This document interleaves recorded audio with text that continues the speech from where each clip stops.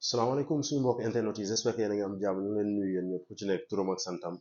di jaajëfal bépp abonné ñëpp ñi nga xamante ne ñu ngi soutenir suñu chaîne électricité en wolof di jaajëfal aussi waa association des électriciens du futur ELEC 2.0 mu nekk ay électriciens yi nga xamante ne ay sénégalais lañ ñi nekk ci biir réew ñi nekk ci bitim réew mais ñoom ñëpp ñu lëkkaloo ne lépp luy social dinañ ci dox lépp lu ñu mën dinañ ko def mooy apporter notre pierre à l'édifice ñu ngi leen di jaajëfal aussi tey aussi ñu am benn on va pas dire jeu concours mais dinañ am ay ndàmpaay yoo xamante ne dinañ ko jéem a soutenir maanaam suñu mbokk ouvrier yi mais particulièrement aussi aux électriciens donc suñu partenaire CAS mu nekk Médina rue 13 angle 6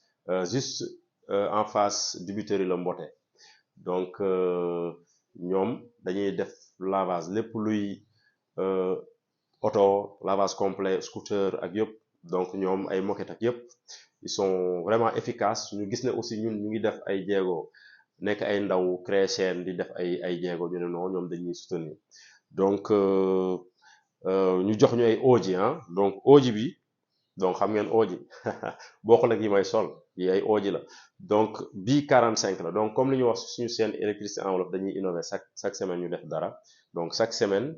à travers nos partenaires à travers association des électriciens du futur dinañ indi benn cadeau pour suñu mbokk ouvrier donc bii semaine bi 45 lañ indi donc il suffit de taper en commentaire 45 il suffit de taper en commentaire 45 semaine bi ñu def tirage au sort ki gagné ki sa tur génn ñu jox la ko donc chaque semaine ñu def ko donc ak aussi association des électriciens du futur aussi à travers suñu caisse sociale aussi jënd nañu ay testeurs pour yóbbu ko ci yenn centre de formation yi ok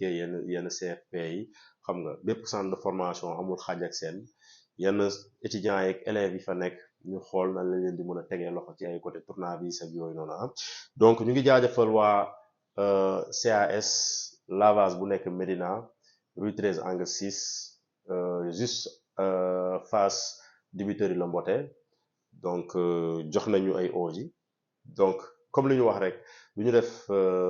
xaaj ak seen maanaam ouvrier yëpp ñi nekk suñuy abonné yëpp tapé leen il suffit ñi nga xamante ne ñoom ñooy porter seen taille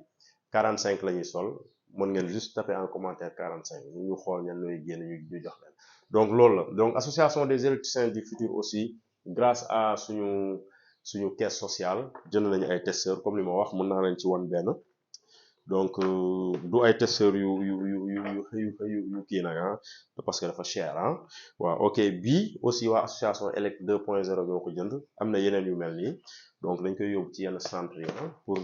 vraiment teg loxo ak aussi yenn apprenti électriciens yi n'hésitez pas à appeler pour soutenir 77 papis 77 380 74 31